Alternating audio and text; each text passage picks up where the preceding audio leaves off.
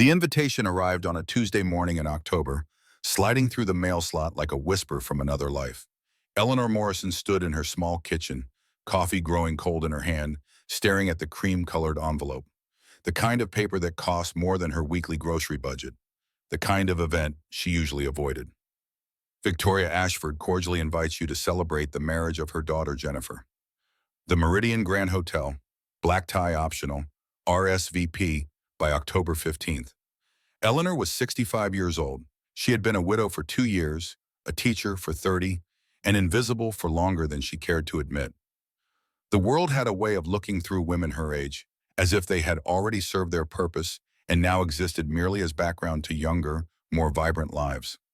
She set the invitation on the counter and looked out the window of her Portland apartment. Autumn leaves scattered across the parking lot below. The maple tree she had watched for 15 years was losing its color, preparing for winter. She understood the feeling. Victoria had been her college roommate 45 years ago, back when the world felt full of possibility. They had stayed in touch loosely over the decades, exchanging Christmas cards and occasional emails. But their lives had diverged sharply. Victoria had married money, moved in circles Eleanor could barely imagine. Eleanor had married for safety, taught elementary school, and built a quiet life that felt, in retrospect, like holding her breath 4 decades. Her phone buzzed. Rachel, her best friend, had a sixth sense for when Eleanor was overthinking. "You got the invitation." It was not a question. Rachel knew everything. "I did." "And you are going," Eleanor sighed. Through the phone, she could hear Rachel moving around her kitchen, probably making that terrible herbal tea she swore cured everything. "I don't belong at places like that, Rachel." "Bull. You taught for 30 years. You raised an incredible daughter. You have every right to celebrate with an old friend." "Derek will be there."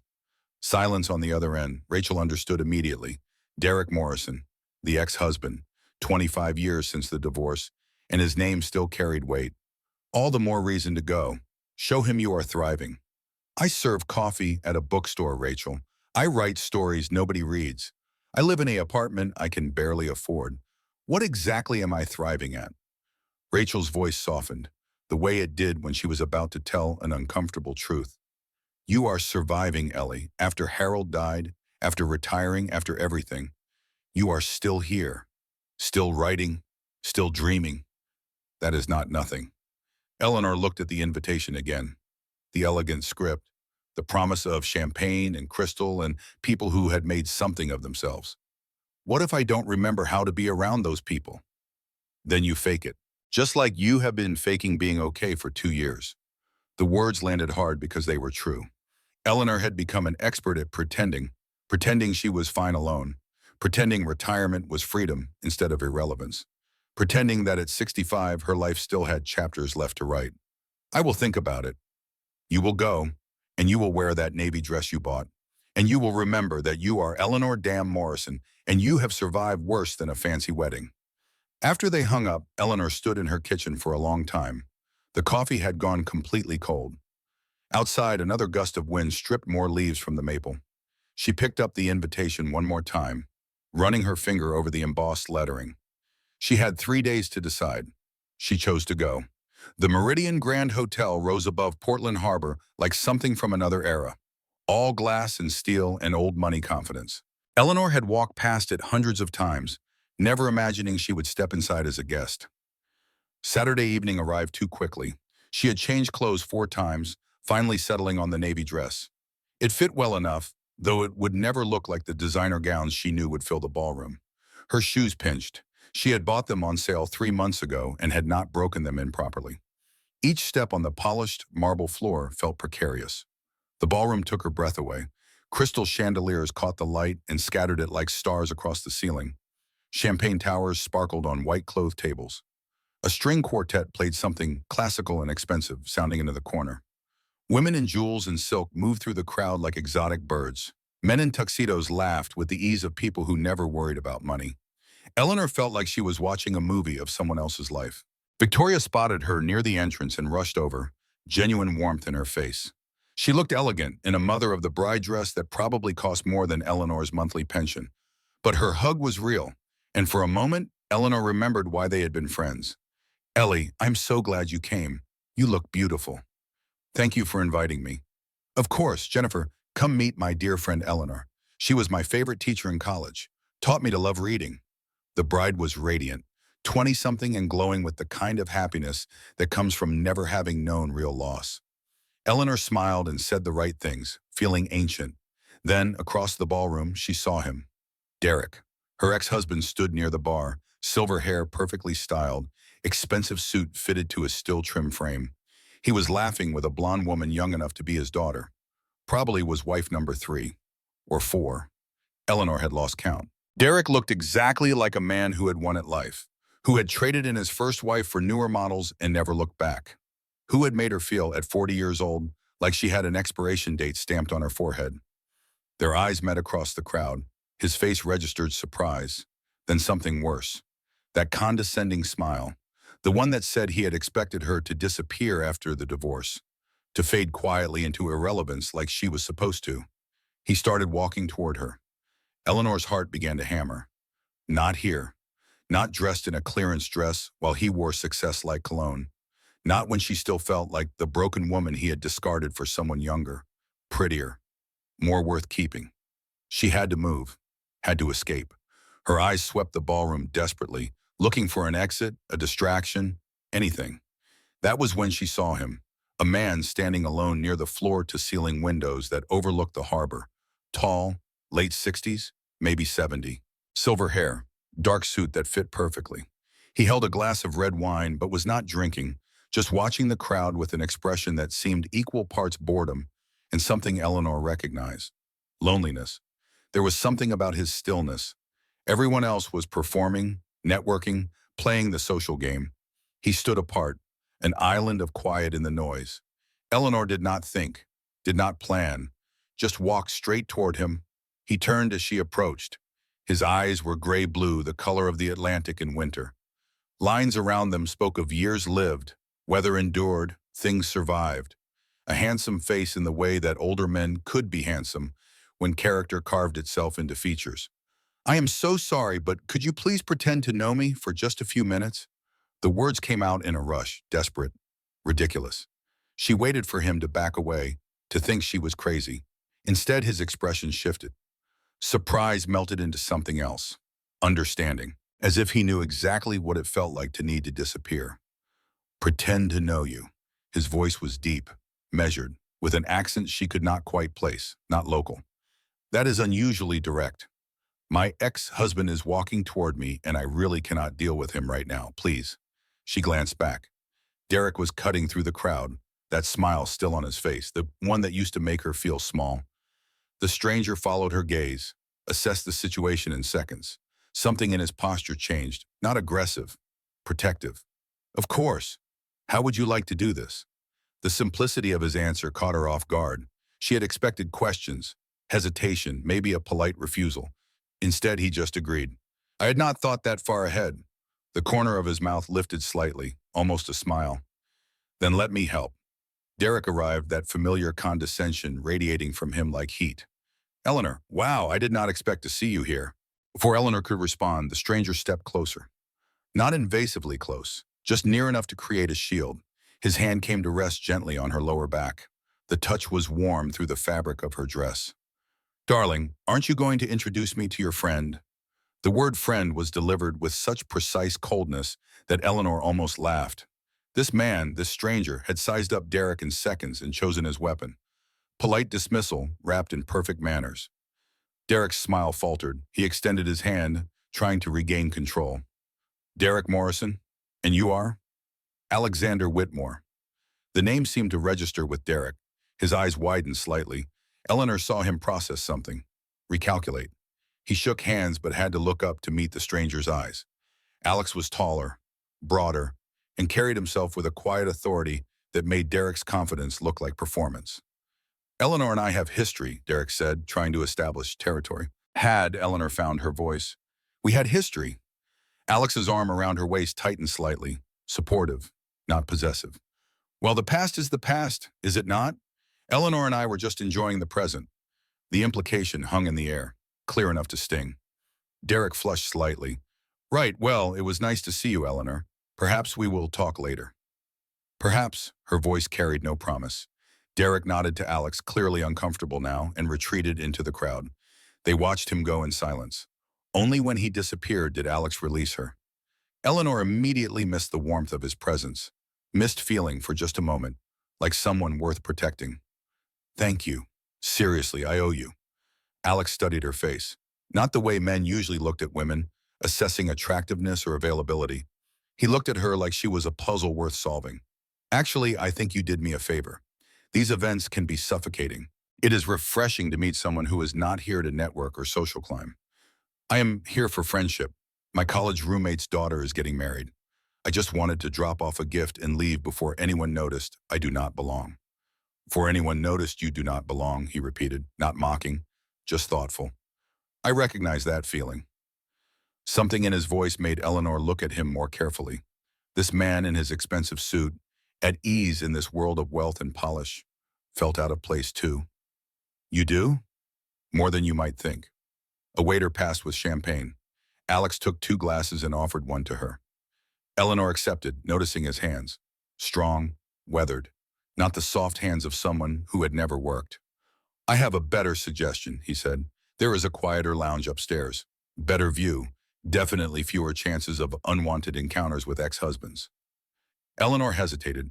Every instinct told her not to follow strangers to secluded places. But something about this man felt safe. Maybe it was the way he had helped her without asking why. Maybe it was the loneliness she recognized in his eyes, a loneliness that matched her own. Okay, but I should warn you, I am terrible at fancy small talk. Perfect, I hate fancy small talk. He gestured toward a discreet staircase in the corner. Eleanor followed, aware of the curious glances from other guests, wondering who she was, who he was, what their story might be. If only they knew. There was no story, just 2 people escaping a party neither wanted to attend. But sometimes, Eleanor thought as they climbed the spiral stairs, the best stories started exactly that way. The rooftop lounge was everything the ballroom was not. Quiet, intimate, only a handful of people scattered among leather chairs and low tables.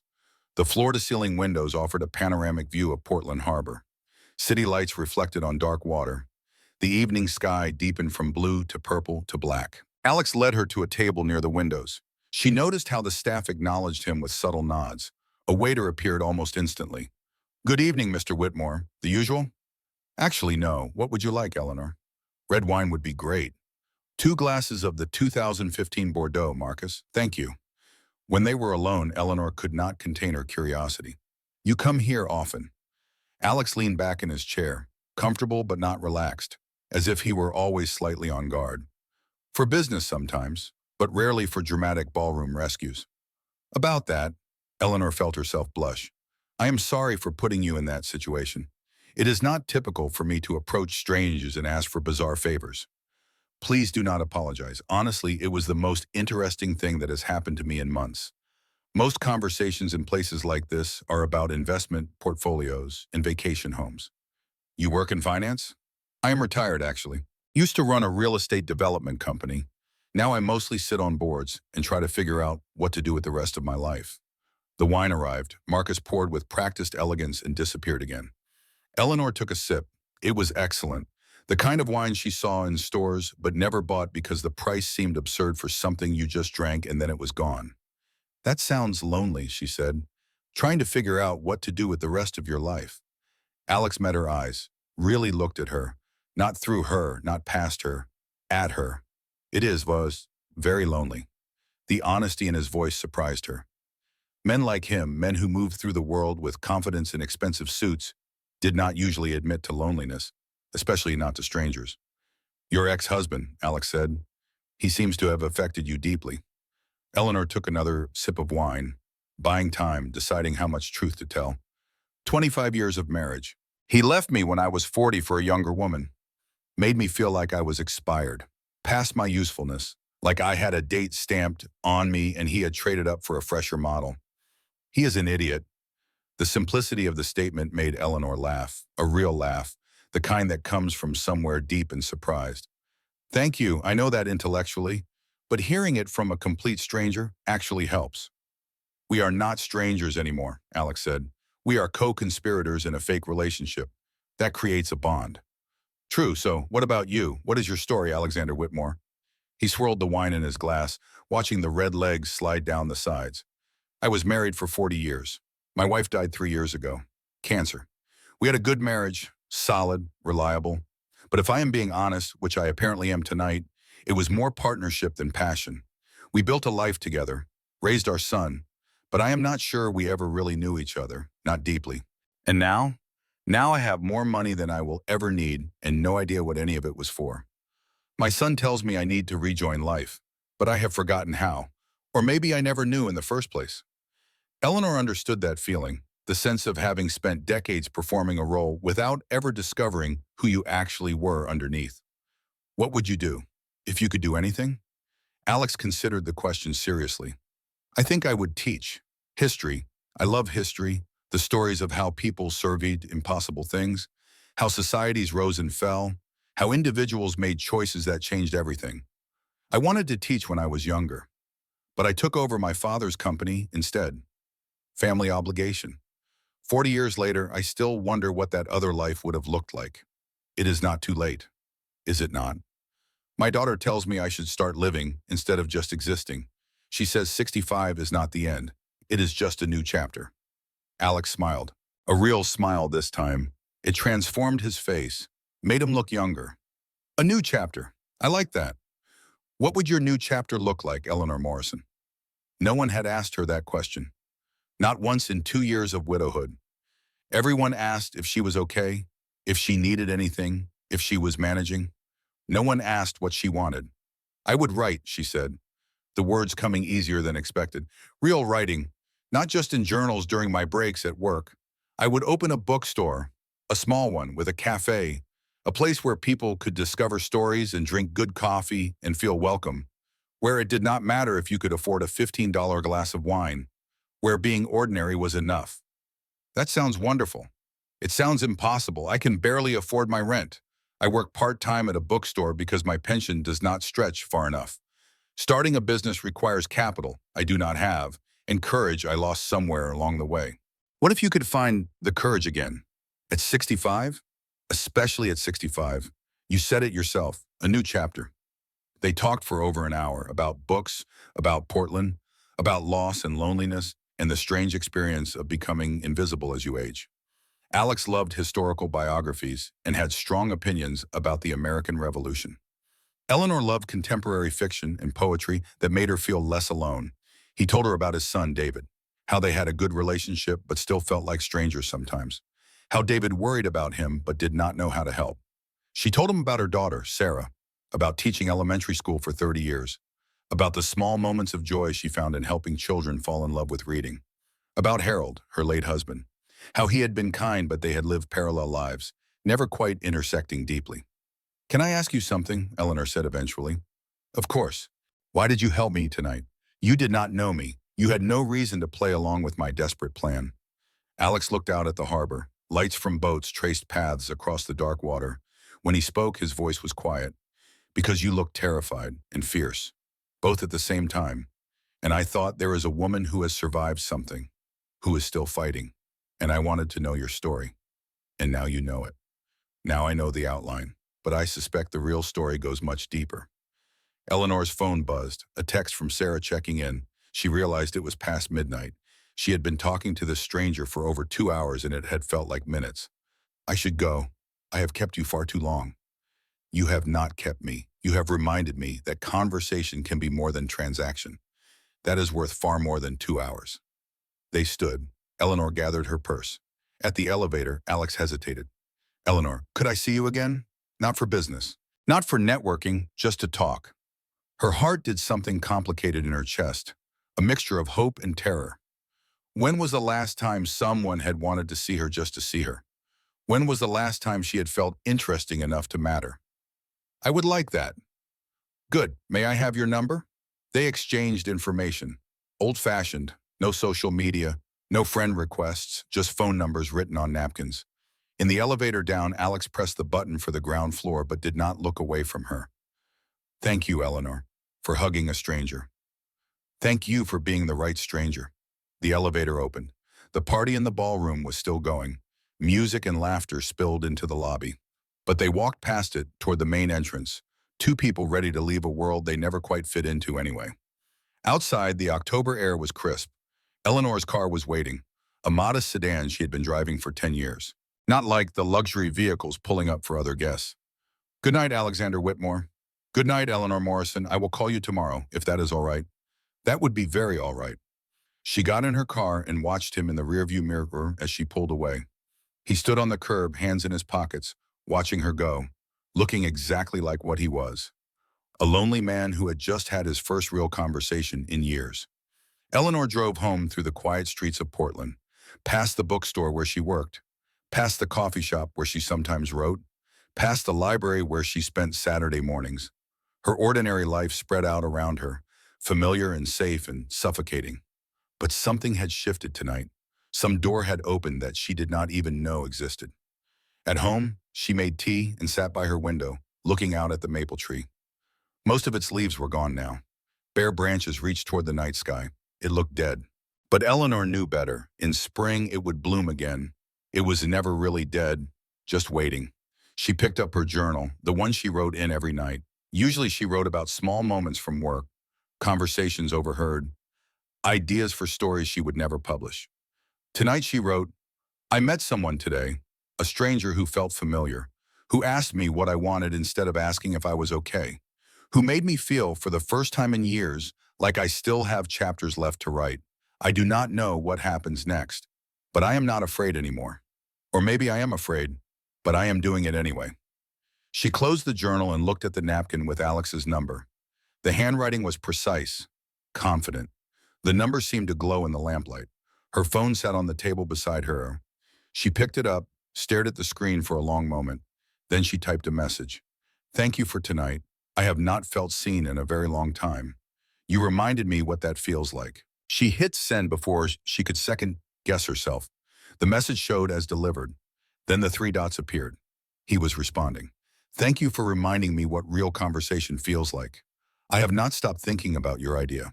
The bookstore with the cafe, where ordinary is enough. Would you tell me more about it tomorrow? Eleanor smiled. Outside, a breeze stirred the bare branches of the maple tree. Winter was coming, but after his winter, there was always spring. She typed back, yes, I would like that very much. The conversation that followed lasted another hour. Small messages, getting to know each other in fragments, learning that they both loved morning coffee, that they both felt most themselves in bookstores, that they both had spent too long pretending to be okay when they were actually just going through motions. When Eleanor finally went to bed, it was nearly 2 in the morning. She had not stayed up this late in years. She felt like a teenager again, nervous and excited and terrified all at once. Sleep came slowly. Her mind kept replaying the evening, Derek's condescending smile, Alex's protective presence, the rooftop conversation where two lonely people discovered they were not quite as alone as they thought. She had gone to that wedding, expecting nothing, hoping to survive it without humiliation. She had left with something she could not quite name. Not love, not yet, but possibility. The sense that her story was not over, that there were still blank pages waiting to be filled. At 65 years old, Eleanor Morrison allowed herself to hope. It felt dangerous. It felt foolish. It felt like waking up after a very long sleep. It felt like coming home to a self she had forgotten existed. Across town, Alexander Whitmore sat in his penthouse apartment, looking out at the same harbor view, the same city lights, but seeing them differently now. He had attended that wedding out of obligation, a business connection, another event to endure. He had left with Eleanor Morrison's number in his phone and a feeling he had not experienced in decades. Interest, curiosity, the desire to know someone deeply, to be known in return. He looked at their text conversation. Her words were thoughtful, honest. She did not perform or pose. She was exactly herself, raw and real and beautiful in a way that had nothing to do with age or appearance. At 70 years old, Alex had assumed his story was essentially over, that he would manage his wealth, watch his son build his own life, and wait quietly for the end. It had seemed inevitable, natural. But tonight, talking to a woman he had just met, he had felt something wake up inside him. Something he thought had died with his wife, or maybe had never existed in the first place. The possibility that there was still time, still life, still chapters unwritten. He sent one more message before trying to sleep. I am glad you hugged a stranger tonight, Eleanor. I am glad I was that stranger. Her response came quickly. So am I, 2 words, but they carried the weight of everything unsaid. All the loneliness, all the hope, all the fear of trying again, when the world had taught you that trying only led to disappointment. They both went to sleep that night changed, not transformed, not saved, but shifted, like doors long locked had suddenly, impossibly, begun to open. In the morning, Eleanor would wake up and wonder if she had imagined the whole thing. In the morning, Alex would question whether he was foolish to pursue this. In the morning, doubt would creep in. But tonight, in the quiet hours before dawn, they both allowed themselves to believe. In second chances, in unexpected meetings, in the possibility that ordinary people could find something extraordinary, even when they had stopped looking for it. Outside, Portland slept. The harbor water moved in darkness. The October wind scattered the last leaves. And somewhere between the maple tree losing its color and the boats tracing light across black water, two lives began slowly, carefully, to intersect. The story was just beginning, and neither of them knew yet how it would end. But for the first time in a very long time, they both wanted to find out. Sunday morning arrived with pale sunlight filtering through Eleanor's apartment windows. She woke to the sound of her phone buzzing on the nightstand. For a confused moment, still caught between sleep and waking, she thought it might be Harold. 2 years gone, and her brain still expected him sometimes. But the message was from a number she had saved last night, simply as Alex. Good morning, Eleanor. I hope you slept well. I have a question that might sound strange. Do you have plans today? Eleanor sat up in bed, heart suddenly awake, even if her body was not. She read the message 3 times, making sure it was real, making sure she had not imagined the entire evening. No official plans, she typed back. What did you have in mind? The 3 dots appeared, disappeared, appeared again. She imagined him on the other end, choosing his words carefully. The thought made her smile. You mentioned loving bookstores.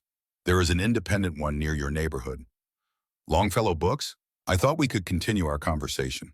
Among the shelves. Eleanor looked at herself in the mirror across the room. Gray hair still tangled from sleep, face creased with pillow lines. 65 years of gravity doing its patient work. In the movies, women woke up beautiful. In real life, they woke up human. She typed, I know it well. What time? 2 o'clock. I will see you there. After she sent the message, Eleanor sat very still, holding her phone like it might fly away. A man she barely knew wanted to spend his Sunday afternoon in a bookstore with her, not doing anything useful, not networking, just talking. When was the last time anyone had wanted just her time, her conversation, her presence? She could not remember. Rachel called at 9, her voice bright with knowing. So, tell me about the wedding.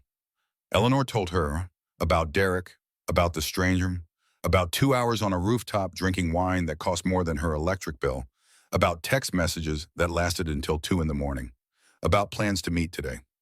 Rachel was quiet for a long moment. Ellie, this man, he sounds too good to be true. I know, which means he probably is too good to be true. I know that too. But you are going anyway. I am going anyway, Rachel sighed, the sound of a friend who wanted to protect you but knew you had to make your own mistakes. Wear the green sweater. It brings out your eyes. And for God's sake, be yourself. Do not try to be who you think he wants. What if who I am is not enough? Then he is not the right person. But Ellie, I do not think that is the problem here. I think the problem is you have spent so long believing Derek's lies that you forgot your own worth. After they hung up, Eleanor stood in her closet for 20 minutes. The green sweater Rachel mentioned was old but soft, comfortable. She paired it with jeans that fit well and boots that did not pinch. Looking in the mirror, she saw a woman dressed like herself, not performing, not pretending. It would have to be enough. Longfellow Books sat on Congress Street, tucked between a coffee roaster and a vintage clothing shop. Eleanor had been coming here for 15 years. It was her sanctuary. Floor-to-ceiling shelves, the smell of paper and possibility. Staff who knew her by name and left her alone to browse. She arrived 10 minutes early, nerves making her prompt. The October afternoon was crisp, leaves swirling in small tornadoes on the sidewalk. Through the bookstore window, she could see the familiar stacks. Poetry in the back corner. Contemporary fiction along the right wall. A reading nook with mismatched chairs where people could sit for hours without being bothered. Alex appeared at exactly 2 o'clock. She saw him coming down the sidewalk, and something in her chest tightened. He wore dark jeans and a casual jacket. No suit today. His hair caught the afternoon light, silver turning almost white. He moved with the easy confidence of someone comfortable in his own skin. He smiled when he saw her, a real smile that reached his eyes. You made it. Of course, this is my territory. I could not let you explore it alone. They went inside together. The bookstore was quiet on Sunday afternoons. A few people browsed in silence. Soft jazz played from hidden speakers. The owner, Patricia, looked up from the register and caught Eleanor's eye. Raised an eyebrow at Alex. Eleanor tried to communicate with just a look. I will explain later. Confession, Alex said, stopping near the new releases table. I have never been here before. I looked it up this morning. Googled best independent bookstores near Eleanor's neighborhood. Eleanor laughed. You Googled bookstores because of me? I wanted to see your world, the places where you feel at home. Something about the way he said it made Eleanor's throat tight. He wanted to see her world, not bring her into his, not show her how the other half lived. He wanted to understand where she belonged. They moved through the store slowly. Eleanor showed him her favorite sections. The poetry corner where she had discovered Mary Oliver and felt less alone. The local authors shelf where she sometimes imagined her own work might sit someday. The children's section where she remembered 30 years of teaching, all those young faces learning to love stories. Alex gravitated toward history and biography. He pulled out a thick book about the American Revolution and flipped through it with genuine interest. I have always loved this period. The decisions people made, ordinary farmers deciding to fight an empire. It should have been impossible, but they did it anyway. Because they believed in something bigger than themselves. Eleanor watched him read a passage, completely absorbed. This man in his late 60s, wealthy enough to do anything, was genuinely excited about a history book. It was endearing in a way she had not expected. In the poetry section, Eleanor pulled down a slim volume. Mary Oliver, she said, this poem. Listen, tell me, what is it you plan to do with your one wild and precious life? Alex took the book from her hands, read the words silently. When he looked up, his eyes were serious. That is a hell of a question at our age. Especially at our age. We know now how wild it is, how precious, how finite. Alex bought the poetry book, also bought 3 others Eleanor had mentioned in passing. He paid without fanfare, tucking them into a canvas bag Patricia provided. The bookstore had a small cafe in the back. They ordered coffee and sat in the reading nook, surrounded by books and afternoon light slanting through dusty windows. Can I ask you something, Alex said. Last night you mentioned writing. What kind of stories? Eleanor felt herself blush. At 65, she still blushed when people asked about her writing. Romance, stories about ordinary people finding something extraordinary in their ordinary lives. I write them in journals mostly. During breaks at work. Never published. Why not publish? The question she had asked herself 1,000 times. I am 65 years old, Alex. Publishers want young writers, fresh voices. Who wants to read love stories by a woman my age? I would. You are being kind. I'm being honest. Eleanor, some of the best writers were older when they published their first work. They had lived enough to have something real to say. That is what my daughter tells me. Your daughter is right. What holds you back? Really? Eleanor looked into her coffee cup. Steam rose in delicate spirals. Fear, I suppose. Fear that I will try and fail. That I will put myself out there and the world will confirm what Derek always said. That I am not special, not talented, just ordinary. There is nothing just about being ordinary. Ordinary is where real life happens, where real stories live. They talked for another hour about writing and teaching and the strange loneliness of retirement. Alex told her about his company, though he spoke about it with detachment, as if describing someone else's life. I built it from almost nothing. My father had a small real estate firm. I expanded it, took risks. For 40 years, I worked 70-hour weeks, missed my son's childhood, missed my wife's life. And for what? Money I do not need, a reputation I do not enjoy. What would you do differently? Everything. I would teach. I would spend time with my family. I would read more books and have conversations like this instead of conference calls about quarterly earnings. It is not too late. Alex smiled sadly. Is it not? You said it yourself last night, a new chapter. Walking back to their cars, Alex hesitated. Eleanor, I need to tell you something. Something that might change how you see me. Her stomach dropped. Here it comes. He is married. He is moving away. Last night was just entertainment. I am listening. You asked what I do. I told you I ran a real estate company. That is true, but I did not tell you which one. He paused, watching her face.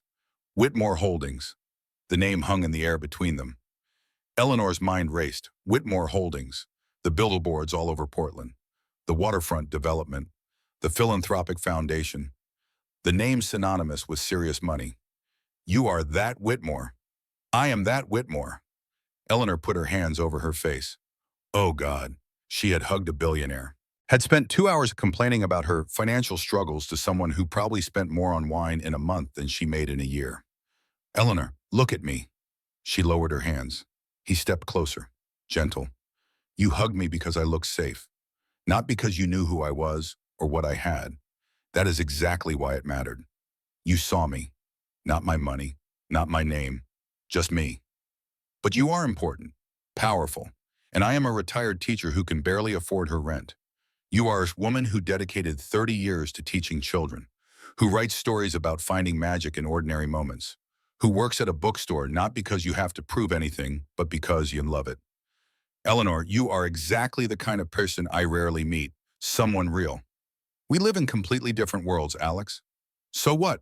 Let's build a bridge. The October wind picked up, scattering leaves around their feet.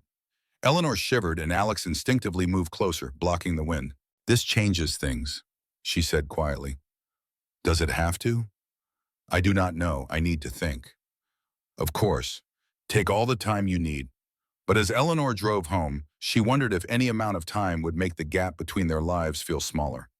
He was Alexander Whitmore, billionaire developer. She was Eleanor Morrison, woman who checked the clearance rack before buying anything. How could that possibly work? The next 3 weeks unfolded like a dream Eleanor kept expecting to wake from. The small gestures began arriving like quiet gifts. Monday morning, a package waited at Harbor Books and Cafe where Eleanor worked part-time. Inside, the books from Longfellow, the Mary Oliver poetry, the others she had mentioned. A note on heavy cream paper. To continue our conversation. I hope these words bring you joy. Margaret, the cafe owner, watched Eleanor open the package with knowing eyes. Secret admirer? Just a friend. Honey, friends do not look at you the way that man looked at you yesterday. Wednesday, her phone buzzed during her shift. A photo. Alex standing in front of a historical marker about Portland's founding. The message read, "Found this on my morning walk. Made me think of you. Stories everywhere if we look." Thursday, he appeared at the cafe during her afternoon break. Ordered black coffee. Sat at the corner table with the biography of John Adams. Stayed for 2 hours, reading and occasionally glancing up to catch her eye. When her break came, she sat with him. You did not have to come all the way here just to read. I was not reading. I was waiting for you to have time to talk. They fell into a rhythm. Sunday morning walks along the Eastern Promenade, the pathway that followed Casco Bay. Discussing everything, politics and poetry, and the strange experience of growing older in a culture obsessed with youth. Alex told her about his wife, Margaret. How they had met in college, married young, built a stable life. How she had been a good person, but they had never really understood each other. How he had grieved her death, but also, if he was being honest, grieved the life they never quite had together. Eleanor told him about Harold, about marrying at 42 because she was terrified of being alone, about 23 years of companionship that was comfortable but never passionate, about feeling guilty that her strongest emotion after his death was not devastation, but a quiet relief. Does that make me terrible? She asked one Sunday as they watched sailboats cut across the gray water. It makes you honest. We are told we should feel certain ways about death, about marriage, but real feelings are messier than that. Rachel noticed the change in her friend immediately. You are different, lighter.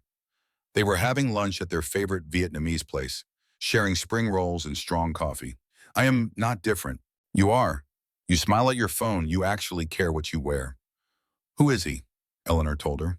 About Alex? About the bookstore dates and morning walks and long conversations that made hours feel like minutes. And the money, how do you feel about that? Terrified, like I am waiting for the other shoe to drop, for him to realize I do not belong in his world. Has he made you feel that way? No, never. He treats me like I matter, like my opinions on Virginia Woolf are as valid as any literature professor's, Like my stories about serving coffee are interesting. But Rachel, how long can that last? Eventually, reality sets in. What if reality is that he genuinely cares about you? Then I do not know what to do with that either. 3 weeks into whatever this was, Alex invited her to the Portland Museum of Art, a Winslow Homer retrospective. Main landscapes painted over a century ago, capturing the light and water that still define the coast. It was a perfect evening. They moved through the gallery slowly, Eleanor talking about Homer's use of color and shadow. Alex listening with genuine interest, asking questions that showed he actually cared about her answers. This one, Eleanor stopped in front of a painting of the sea and storm. Dark waves, threatening sky, a small boat fighting for survival. It reminds me that nature does not care about our plans. We think we control things. Then a storm comes and proves we never did. Is that frightening or freeing? Both. They were leaving, walking through the cool October night toward the parking lot, when a man in a dark suit appeared from the shadows. Mr. Whitmore, I apologize for the interruption. Eleanor recognized the tone. Business, urgency, the real world crashing into their bubble. Jonathan? Alex's voice changed, became formal, authoritative. What is wrong? The Portland Harbor development. We have regulatory problems, environmental permits. The board needs your decision tonight. 6-hour window, or we lose the entire deal. Eleanor watched Alex transform in real time. His shoulders straightened. His expression hardened into something distant and controlled. The man who had spent the last hour discussing art with her disappeared. In his place stood the CEO, the billionaire, the person who made decisions that affected thousands of lives and millions of dollars. How serious? Very serious. The lawyers are waiting. Media is asking questions. We need immediate action. Alex turned to Eleanor. She could see the conflict in his face, responsibility pulling against desire. I'm so sorry, I have to go. I know, it is important. Can I at least drive you home? No, go, they need you. She watched him walk away with Jonathan, watched him pull out his phone and start making calls before he even reached the car. His voice carried back to her across the parking lot. Clipped, efficient, completely in control. Eleanor stood alone under the museum lights, feeling the October cold seep through her jacket. This was the reality. His world was billion-dollar deals and board meetings. Hers was ringing up coffee and writing in notebooks. The gap had never felt wider. 4 days of silence. Eleanor tried not to care, tried to tell herself she had expected this, that men like Alex did not end up with women like her except in movies and romance novels, the kind she wrote but never published because they were too unrealistic. Day 2, she saw the news article. Portland Press Herald. Whitmore Holdings navigates environmental challenge in major harbor development. A photo of Alex in a boardroom surrounded by suits and serious faces. He looked powerful, confident, like he belonged to that world entirely. Eleanor stared at the photo for a long time. That man was not the same person who had read poetry with her in a bookstore. Or maybe he was, and she had been fooling herself about which version was real. Day 3, Rachel found her at the apartment, pretending to write but staring at a blank page. Have you heard from him? No. Are you going to call him? What would I say? I understand you had a work emergency. It is fine, except it is not fine because it reminded me that we do not actually belong together. Ellie, you are making excuses for giving up before you even tried. I am being realistic. His life is boardrooms and million-dollar decisions. Mine is this. She gestured at her small apartment, the thrift store furniture, the stacks of library books because buying new ones was a luxury. How do we bridge that gap? By talking to each other instead of assuming the worst. But Eleanor did not call, and Alex did not text.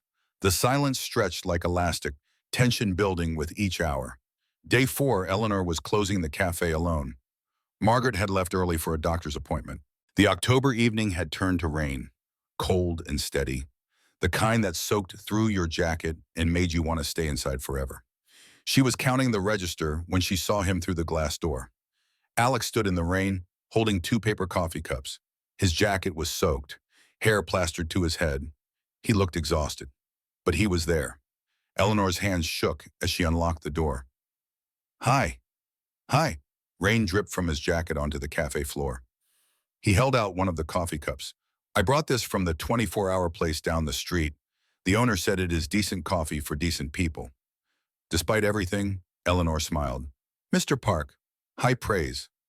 They stood awkwardly in the doorway, 4 days of silence between them like a wall neither knew how to cross. Can I explain? Alex asked. You do not owe me an explanation. You had work. I understand. Do you? Eleanor looked away. Your world is board meetings and billion-dollar deals. Mine is coffee shops and unpublished stories. That is just reality. Is that what you think? That you do not fit into my world? I saw you in that photo, the newspaper. You looked like you belonged there. Like that is who you really are. No, Alex set the coffee down, stepped closer. That is who I was for 40 years, and I was miserable. Alex, you cannot just walk away from that because of me. I am not walking away because of you. I am walking away for you. There is a difference. Eleanor, these last 4 days have been hell. Not because of the development deal. We solved it. Hell because I kept thinking about the look on your face when Jonathan interrupted. Like you had been expecting me to disappoint you all along. I was not expecting anything. You were. And you know what? You were right. I did disappoint you. I chose the deal over you. I got pulled back into the life I have been trying to escape. And I hated every minute of it. The rain fell harder, drumming on the cafe windows. What are you saying? I am saying I hired an operational CEO this week. My son David is taking over day-to-day operations. I am stepping back to advisory only. I am restructuring my entire life so that I can actually have a life instead of just a career. Eleanor stared at him. You cannot do that because of me. Why not? What am I saving myself for? More money I do not need? More years of pretending I am not lonely? Eleanor, you made me realize I have been half alive since my wife died. Maybe longer. And I do not want to be half alive anymore. The words hung between them, raw and honest and terrifying. I am scared, Alex. Of what? Of this. Of you. Of wanting something and having it taken away. Derek made me feel worthless. Harold made me feel safe but invisible. I do not know how to be with someone who actually sees me. Alex touched her face gently. His hand was cold from the rain, but his eyes were warm. Then let me teach you. And you teach me how to live again. We will figure it out together. What if we cannot bridge the gap? Then we build a new bridge, one that works for both of us. He kissed her then, soft at first, then deeper. Eleanor had not been kissed like that in decades, maybe never, like she was precious, like she mattered, like someone saw all of her, the good and broken parts, and wanted her anyway. When they pulled apart, both were breathing hard. I missed you, Alex said. 4 days and I missed you like a limb. I missed you too. I tried not to, but I did. They stood in the cafe doorway, rain falling outside, coffee growing cold on the counter. Two people in their 60s, both terrified, both hoping, both choosing to try anyway. Margaret was going to have questions tomorrow, but tonight Eleanor did not care. Tonight she let herself believe that maybe, just maybe, ordinary women and extraordinary men could build something real. 2 weeks later, Derek appeared at Harbor Books and Cafe. Eleanor was restocking shelves when she saw him come through the door. Her stomach clenched. He wore an expensive suit, that same condescending smile. Eleanor, we need to talk. Derek, what are you doing here? I heard you are seeing Alexander Whitmore. Quite the upgrade from a teacher's pension. The words were designed to hurt, to make her feel small. For 25 years of marriage, Derek had perfected that skill. Get out. I am trying to help you. Do you really think a man like that wants you long-term? You are a novelty, a project. When he gets bored with playing ordinary life, he will discard you, just like I did. Eleanor's blood pressure spiked. Her hands curled into fists. We are done here. I am just saying, protect yourself. Do not let him make a fool of you publicly. I would hate to see you humiliated. After he left, Eleanor stood among the bookshelves, shaking. Margaret appeared at her elbow. Do not listen to him. He is bitter and small. But the seed of doubt had been planted. Was Alex bored? Was she a project? Would he eventually return to his real life and leave her behind? Another interesting experiment that had run its course? The doubt grew over the following days, made worse when David Whitmore walked into the cafe. Mrs. Morrison, I am David, Alex's son. Could we talk? They sat at a corner table. David was early 40s with his father's eyes and a kind expression. My dad talks about you constantly. I wanted to meet the woman who has made him happier than I have seen him in years. He makes me happy too. I can tell, but I want to be honest. I was skeptical at first, worried you might be after his money. Eleanor felt the words like a slap. I am not. I know, I see that now. You turned down the property offer. No one after money would do that. Eleanor's heart stopped. What property offer? David's face went pale. Oh no, he did not tell you. Tell me what, David explained, about the commercial space Alex had found, a former bookstore on the waterfront, perfect for Eleanor's dream, affordable rent through a carefully arranged intermediary. Alex had planned to surprise her, to make her dream possible. Eleanor felt sick. He was going to buy me a building? No, find you one. Negotiate favorable terms. Not pay for it, just connect you with opportunity. But all Eleanor heard was that Alex had been working behind the scenes, trying to fix her problems with his resources and connections, trying to make her life better because clearly she could not do it herself. I need to go. She left the cafe, left David sitting there with his half-finished coffee, walked home through the cold afternoon, anger and hurt swirling in her chest. That evening, she went to Alex's waterfront condo. The building had a doorman who called up to announce her. The elevator was all glass and steel. His floor had only 2 units. His door was already open when she arrived. Eleanor, this is a nice surprise. Why did you not tell me about the commercial property? Alex's face fell. David told you. Yes, he assumed I knew. Why would you do that without asking me first? I was going to tell you. I wanted it to be a surprise. A surprise or a solution to the problem of me not being impressive enough? What? Eleanor, no, I was trying to help. I do not need you to fix my life, Alex. I do not need you to make my dreams affordable or possible or whatever you thought you were doing. I was trying to help someone I care about achieve something important to her. By throwing money at it, that is not partnership. Alex, that is pity. It is not pity.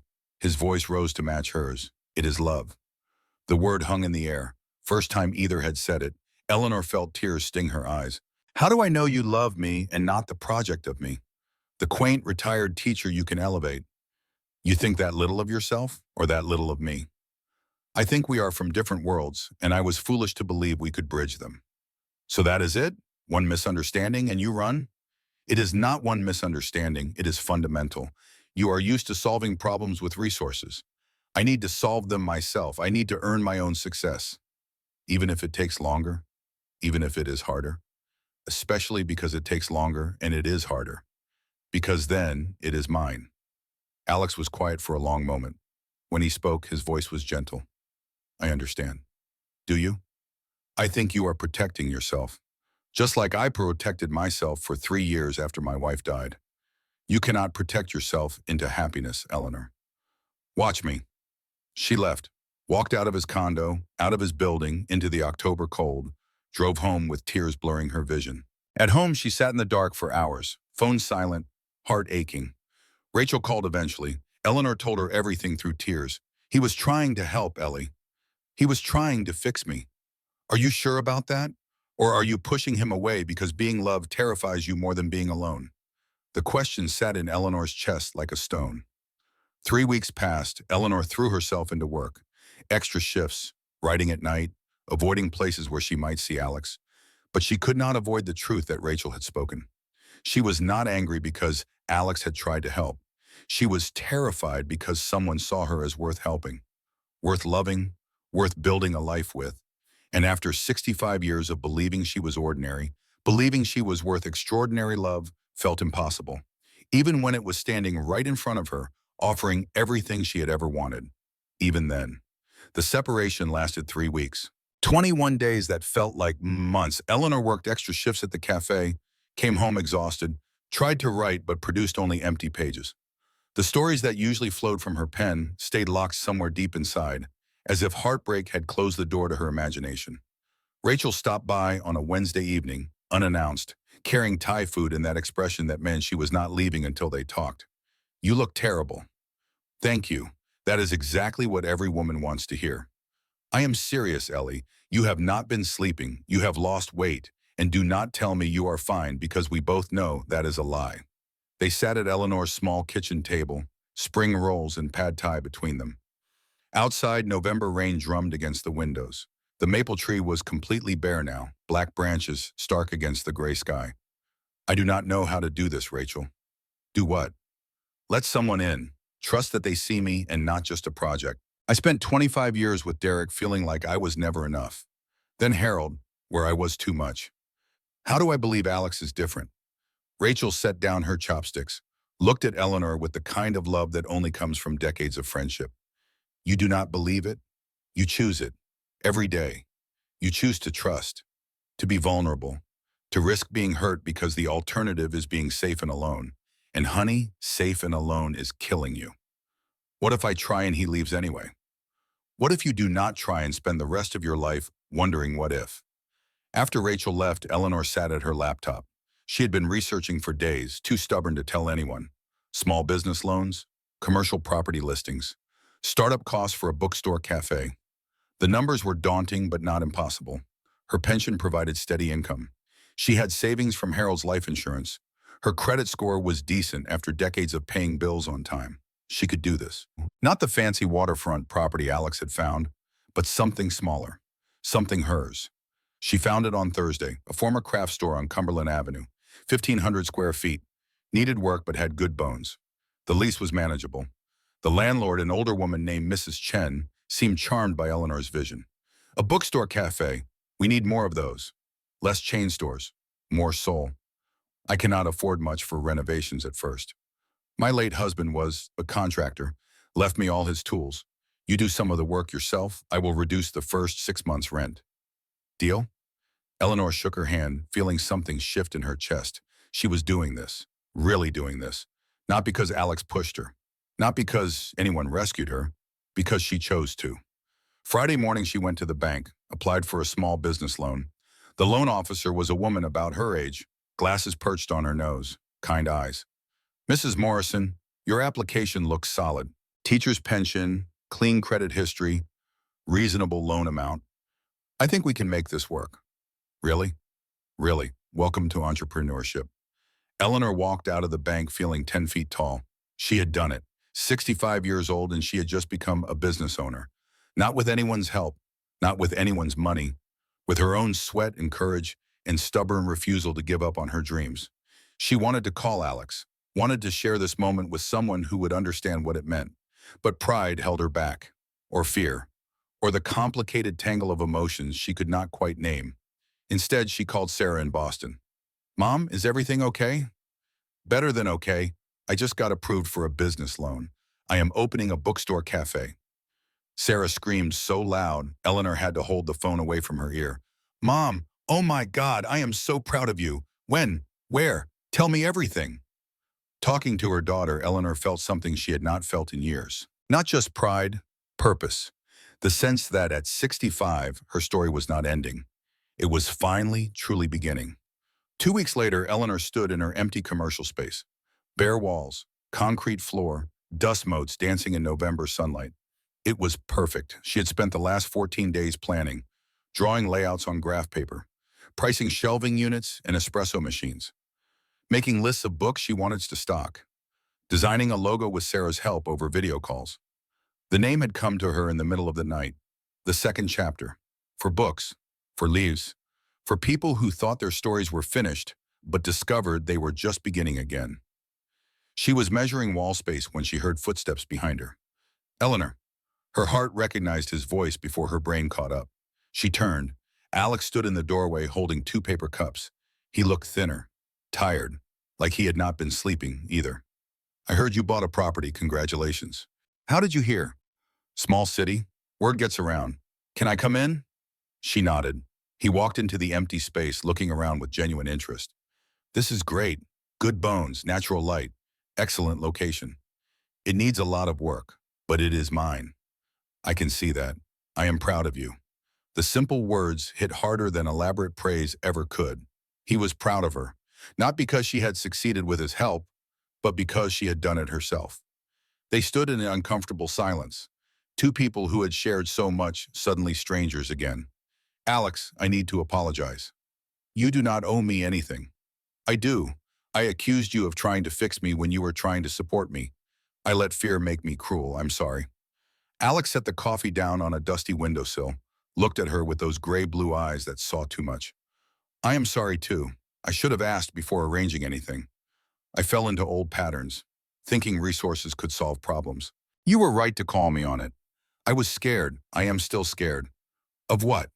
Eleanor took a breath. This was the hard part, the honest part. Of being happy, of wanting something so badly that losing it would break me. Derek taught me that wanting led to disappointment. Harold taught me that safety meant settling. And then you showed up and made me want things I thought I was too old to want anymore. Like what? Like partnership, like being seen, like building something meaningful with someone who actually gives a damn about my dreams. Alex crossed the dusty floor, stopped close enough that she could see the silver in his hair catch the light. I do give a damn about your dreams, about you. These last 3 weeks without you have been the longest of my life. Mine too. So what do we do about it? Eleanor reached into her bag, pulled out a folder. Her hands shook slightly as she handed it to him. I made you something. Read page 3. Alex opened the folder confused. Inside was a contract, professionally printed, legally worded. He flipped to page 3 and his expression changed as he read. Partnership agreement between Eleanor Morrison and Alexander Whitmore. It outlined terms, not for the bookstore, that remained solely Eleanor's, but for everything else. For building a life together, for making decisions jointly, for supporting each other while maintaining individual autonomy, for being partners in the truest sense of the word. There was a clause about respecting boundaries, about neither party being a project to be fixed, about choosing each other daily, consciously, as equals. Alex looked up, eyes bright with emotion. You are asking me to be your partner. I am asking us to choose each other, not because you can solve my problems or I can make you feel needed, but because we are better together than apart. What changed? I realized I was protecting myself from vulnerability. Pushing you away felt safer than risking being hurt, but safe is not the same as happy, and I would rather risk heartbreak with you than be safe and alone. Alex pulled a pen from his jacket pocket. Eleanor recognized it. Expensive. The kind that signed important documents. This is the best contract I have ever been offered. He signed his name with a flourish, then looked at her with a smile that transformed his whole face. Partners? Partners. They shook hands formally, then both started laughing at the absurdity of it. Two people in their 60s, standing in an empty commercial space, making a business arrangement out of love. Alex pulled her into his arms, kissed her like he had been starving for 3 weeks and she was sustenance. I love you, Eleanor Morrison. Not the potential of you, not the project of you. You, fierce and stubborn and brilliant and brave. I love you too, even though you drive me crazy with your need to fix things. I am working on that. Good, because this partnership means you do not get to fix me. You get to stand beside me while I fix myself. I can live with that. They stood in the empty space holding each other, both understanding that this was the real beginning. Not the night at the hotel, not the bookstore dates or morning walks. This moment, choosing each other with eyes open and hearts willing to risk everything. The next 2 months passed in a blur of renovation and planning. Alex kept his promise. He did not try to take over, did not throw money at problems, but he showed up. Every weekend, wearing old jeans and work boots, helping Eleanor sand floors and paint walls and install shelving. David came too, bringing tools and expertise. He and Eleanor developed an easy friendship built on shared love for the stubborn man between them. He is different with you, David said one Saturday as they assembled a bookshelf. Lighter, more himself. He is teaching me to be braver. Seems like a fair trade. Sarah visited from Boston, bringing her architect's eye to the space layout. She and Alex bonded over coffee and building plans. Two people who understood structure and design. I like him, Mom. He looks at you like you hung the moon. I am too old for moon hanging. You are never too old to be loved like you matter. Margaret from Harbor Books agreed to supply pastries for the cafe. Rachel helped design the menu boards. Even Mrs. Chen, the landlord, pitched in, bringing her late husband's old contractor friends to help with plumbing and electrical. The bookstore became a community project. People Eleanor had known for years showed up to help. Former students, now adults with their own children. Parents of kids she had taught. Neighbors who remembered her walking the streets of Portland for decades. You gave so much to this city, Mrs. Chen said. watching Eleanor arrange books on freshly painted shelves. Now we give back. One afternoon in early December, Derek appeared at the construction site. Eleanor was on a ladder hanging pendant lights. Alex was across the room installing the cafe counter. Eleanor. She climbed down, wiping dust from her hands, prepared for condescension or manipulation or whatever game he was playing now. But Derek looked different, smaller somehow, tired. I came to apologize. For? For what I said at the cafe, about Alex using you. I was wrong and cruel. Why the change of heart? I saw you two at the symphony last week, the way he looks at you. I never looked at you that way. And I am sorry I made you believe you were not worthy of someone who did. The apology was so unexpected that Eleanor did not know how to respond. Across the room, Alex had stopped working, watching carefully, ready to intervene if needed. Thank you, Derek. That means something. For what it is worth, congratulations on the bookstore. You always did have good taste. After he left, Alex came over. Are you okay? I think so. I think he just gave me closure I did not know I needed. Good, because I need your opinion on espresso machine placement, and you are the only one whose taste I trust. They went back to work, side by side, building something that belonged to both of them, even though only her name was on the deed. The second chapter officially opened on a Saturday in mid-December. The Portland sky was gray with coming snow, but inside, the bookstore glowed warm and inviting. Eleanor had created something magical. Shelves lined with carefully curated books, a cafe counter with Margaret's pastries displayed under glass, reading nooks with comfortable chairs, large windows letting in winter light, everything clean and simple and welcoming. A sign by the door read, "Come in, your second chapter is waiting." The opening drew a crowd Eleanor had not expected. Victoria came, hugging Eleanor tightly. "This is beautiful, you did this.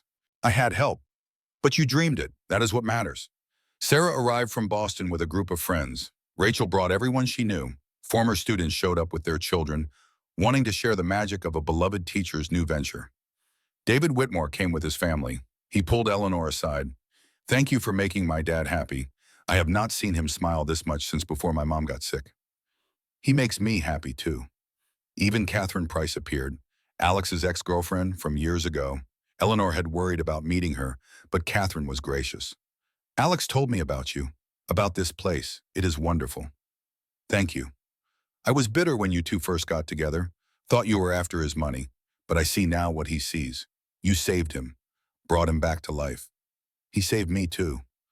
The day was long and exhausting and perfect. Eleanor sold books and poured coffee and talked to dozens of people who seemed genuinely excited about having a neighborhood bookstore.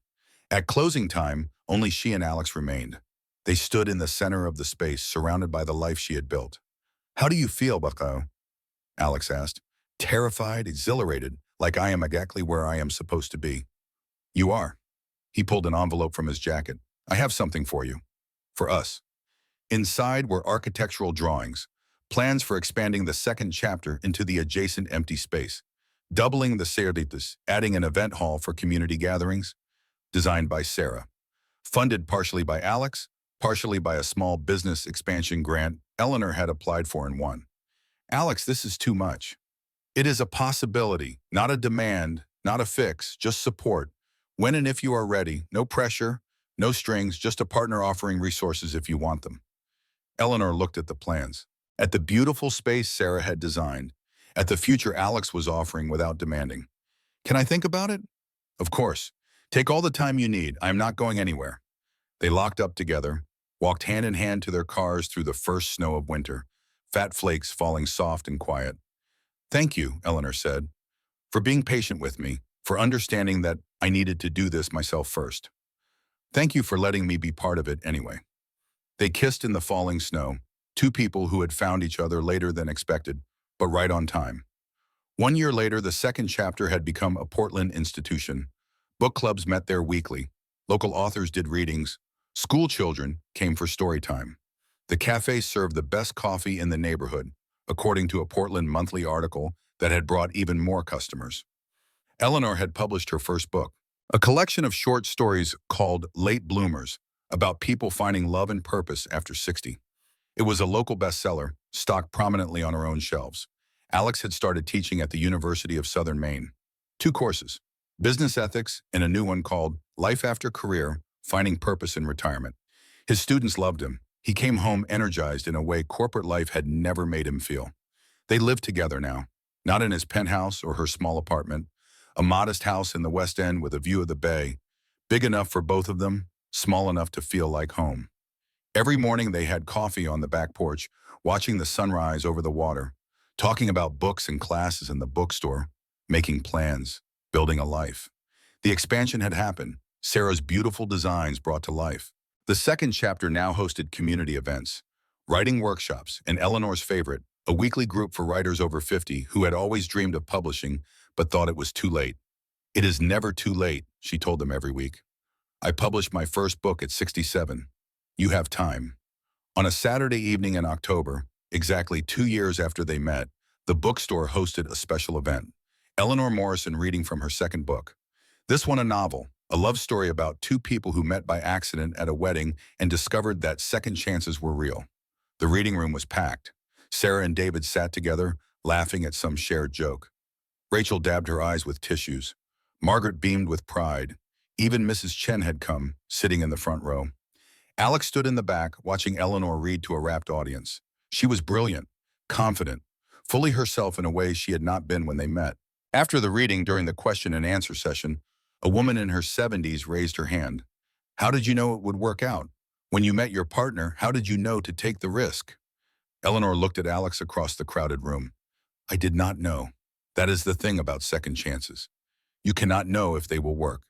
You can only choose to be brave enough to try. I spent 65 years playing it safe, being careful, protecting myself from disappointment. And then I met someone who made me want to risk everything. The question was not whether it would work out. The question was whether I was brave enough to find out." After the event, after everyone left, Eleanor and Alex walked through the quiet bookstore. Their footsteps echoed on the wooden floors. Outside, autumn leaves swirled in the streetlights. "Do you ever regret it?" Eleanor asked. "Leaving the corporate world, restructuring your whole life?" "Never, not for 1 second. Do you?" "Regret risking my heart on you? Sometimes. When you leave your coffee cup on the counter instead of in the dishwasher." Alex laughed. "I am working on that." "I know. You are getting better." They stood in the center of the bookstore, surrounded by thousands of stories written by other people, but living their own story, the one they had written together through choice and courage and stubborn refusal to let fear win. Eleanor's phone buzzed. A message from a reader. "Thank you for your books. I am 72 and just started writing again after 40 years. You gave me permission to try." She showed the message to Alex. "That is why I do this. Not for money or recognition, but for moments like that. Helping people believe their stories are not over." "Your story is far from over, Eleanor Morrison. We are just getting started." "You think so?" "I know so. I have plans for us. Adventures. More books for you to write. More students for me to teach. Grandchildren someday, if we are lucky. Growing old together and discovering what that actually means when you are doing it with someone you love." Eleanor leaned against him, feeling the solid warmth of his presence. 2 years ago, she had been invisible, convinced her best years were behind her, that at 65 she should accept quiet decline. Now, at 67, she was more alive than she had ever been, teaching others to be brave, building a business, writing books, loving a man who saw her completely and chose her anyway. "Thank you," she whispered. "For what?" "For pretending to know me that night at the hotel, for playing along with my desperate plan. Best decision I ever made." They locked up the bookstore together, walked to the car through autumn night. Portland spread out around them, familiar and beloved. Their city, their home, their life. At 67 and 70, Eleanor Morrison and Alexander Whitmore were just beginning, building something real from the ruins of their old lives, proving that it was never too late to start again, never too late to risk, never too late to love. The first chapter of their lives had been about survival, about doing what was expected, about playing roles and meeting obligations. The second chapter was about choice, about courage, about discovering that the best stories often began exactly when you thought everything was ending, and their story was far from over. It was just beginning. Again. Eleanor sat at her desk in the small office above the bookstore, laptop open, fingers on the keys. The cursor blinked on a blank page. Beginning of a new novel, another story about second chances. But this time she was not writing about other people. She was writing about them, about a woman who thought she was invisible and a man who thought he was finished, about meeting by accident and discovering it was fate, about fear and courage in the stubborn choice to try anyway. She typed the first line. The invitation arrived on a Tuesday morning in October, sliding through the mail slot like a whisper from another life. Behind her, Alex appeared with 2 mugs of coffee, set one beside her laptop. Writing our story? Trying to. How does it end? Eleanor smiled, looked out the window at Portland Harbor, at the autumn leaves falling, at the city they had built a life in. It does not end. It keeps beginning. Alex kissed the top of her head. Perfect. And it was. The end.